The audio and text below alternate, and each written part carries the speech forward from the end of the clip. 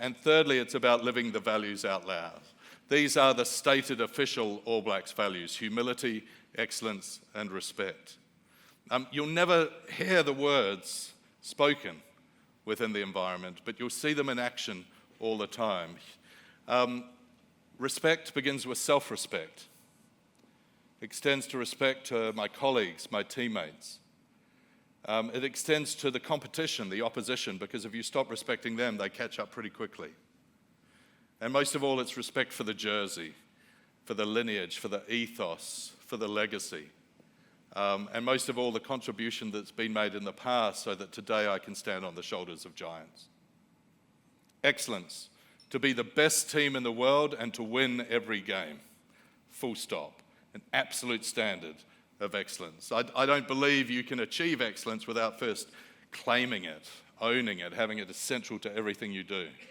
I talked about military units, and I'm not very big on guns and war, but I think that some of these principles are tested under immense pressure. The British SAS, for instance, talk about a relentless pursuit of excellence. Just a relentless pursuit of excellence. The Team 6 of the Navy SEAL Team 6, they say, do the basics best. Just do the basics best.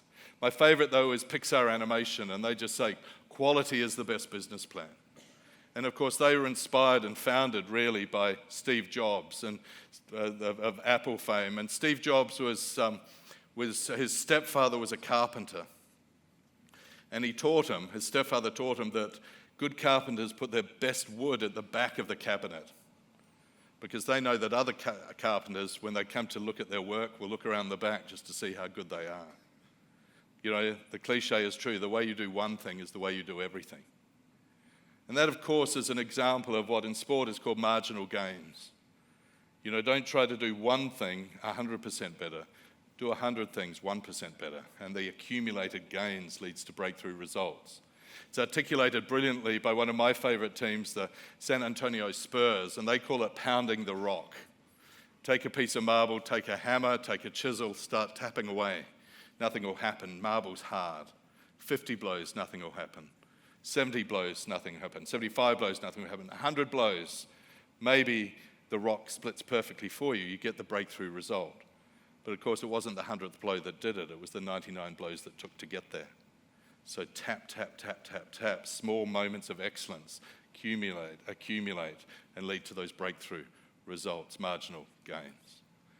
And then finally, what looks like the softest, weakest word up there, humility, is in many ways, I think, the toughest to achieve sometimes. Success can be a terrible teacher, can turn our heads. But also it adds toughness. It's the most, the lesson that's been handed down by the ancients. The idea of the Achilles heel, that Achilles thought he was invulnerable because he'd been dipped in the river. But of course, his weakness was where his mother held him when he was dipped in. And we all have that weakness. We all have that vulnerability. If we think we don't, we pretty quickly get found out.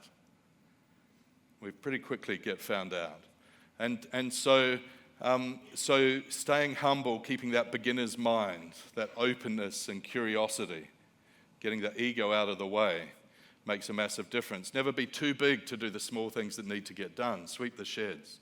Just because you're the world's number one, prepare like you're number two. Stay humble and stay hungry.